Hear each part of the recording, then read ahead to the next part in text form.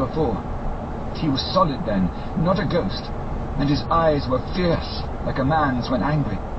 He was laughing with his red mouth. The sharp white teeth glinted in the moonlight when he turned to look back over the belt of trees to where the dogs were barking. I wouldn't ask him to come in at first, though I knew he wanted to, just as he had wanted all along.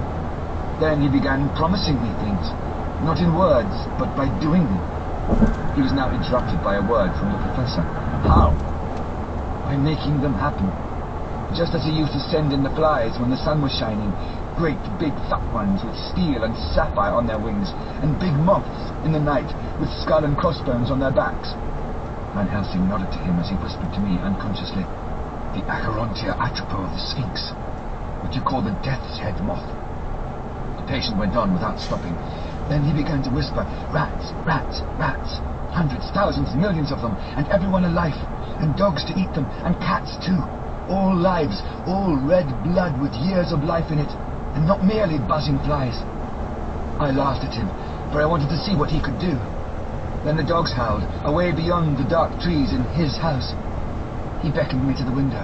I got up and looked out, and he raised his hands, and seemed to call out without using any words. A dark mass spread over the grass, coming on like the shape of a flame of fire, and then he moved the mist to the right and left, and I could see that there were thousands of rats with their eyes blazing red, like his, only smaller.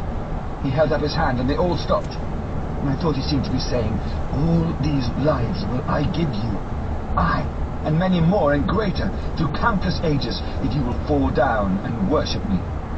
And then a red cloud, like the colour of blood, seemed to close over my eyes, and before I knew what I was doing, I found myself opening the sash and saying to him, come in, Lord and Master.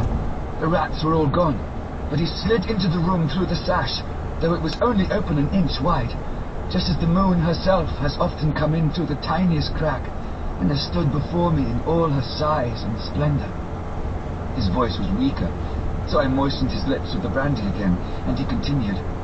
But it seemed as though his memory had gone on working in the interval, for his story was further advanced. I was about to call him back to the point, but Van Helsing whispered to me, let him go on. Do not interrupt him. He cannot go back. And maybe could not proceed at all if once he lost the thread of his thought. He proceeded. All day I waited to hear from him, but he did not send me anything, not even a blowfly. And when the moon got up, I was pretty angry with him. When he slid in through the window, though it was shut, and did not even knock, I got mad with him. He sneered at me, and his white face looked out of the mist with his red eyes gleaming, and he went on as though he owned the